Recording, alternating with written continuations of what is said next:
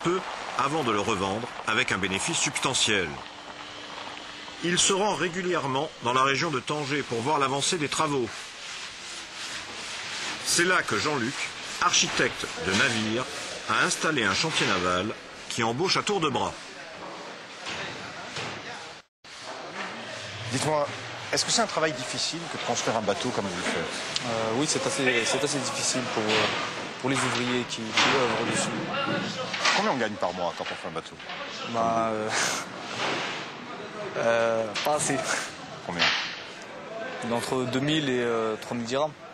L'équivalent de 200 €, 300 € par mois. Donc là, tu vois, on a beaucoup de monde. On a beaucoup de monde qui sont en place parce que il faut le finir à temps, quoi. Mais là, on va être dans les temps. Je pense qu'on va le mettre à l'eau au mois d'août. On est dans les délais. On est dans les délais. Oui. Un Français dans la navale comme ça et au Maroc, c'est pas un peu étonnant? C'est pas un Français, c'est un Franco-Suisse. On est suisse, on est une entreprise suisse. Et on est une entreprise suisse et tout est suisse chez nous.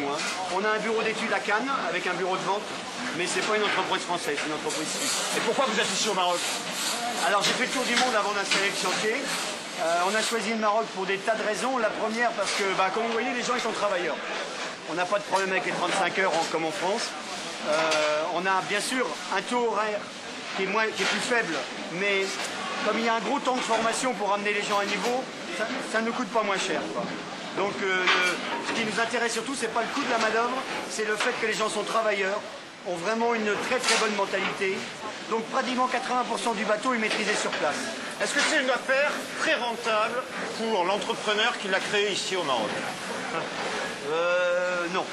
Non, c'est pas très rentable. On gagne de l'argent, bien sûr, mais c'est pas le but. Le but, c'est de faire vraiment des produits qui sont novateurs, écologiques, performants, avec des très beaux designs, faire des bateaux de rêve, quoi. On gagne sa vie au Maroc? Ouais, on gagne sa vie, on gagne très bien sa vie. Ouais.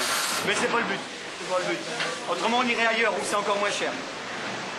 Main-d'œuvre à bas prix, régime fiscal avantageux, société suisse, pavillon panaméen, tous les ingrédients d'une réussite qui permet de voir grand sont réunis pour le capitaine et le fabricant de navires. Voilà, là tu vois, on est arrivé. Jean-Claude, Oui, ça c'est une Jeep à la couleur de ce que sera votre bateau. mon premier bateau, tout à fait, oui. Pourquoi Parce votre que- premier? Parce que j'ai bien l'intention d'en faire un deuxième et un troisième. Et j'ai déjà éventuellement un client pour le premier qui serait intéressé par la reprise de ce bateau. Donc de ce fait-là, donc j'en ferai un deuxième derrière. Et en montant en gamme, bien entendu, il ne sera pas à 58 pieds, ce sera peut-être à 65 pieds, je ne sais pas. Et donc un modèle plus important. Donc ça veut dire que le bateau, au fur et à mesure, vous allez vous faire plaisir et puis le revendre, Voilà, et puis en faire un autre, et puis bon. Exactement. Voilà. C'est un business, quoi. La passion du bateau, non? La passion du bateau, ça. C'est pas un business, parce que je pense qu'il faut être amoureux pour faire tout ça, donc il faut être passionné, très important. Vu qu'on a un bon client là à côté de vous. Ils sont là, ils disent qu'il est en retraite, mais il n'est pas vraiment en retraite. C'est vrai qu'il va gagner des sous sur son bateau, sur son premier, sur son deuxième. On dit souvent qu'on perd beaucoup d'argent sur les bateaux, mais en fait pas sur les bateaux d'architectes. Pas sur les bateaux. Ça se revend toujours bien. Ça se revend toujours plus cher que ça a été acheté. Alors, Toujours plus cher que ça a été acheté. Jean-Claude, votre avocat nous avait parlé d'un montage pour mener toute cette opération.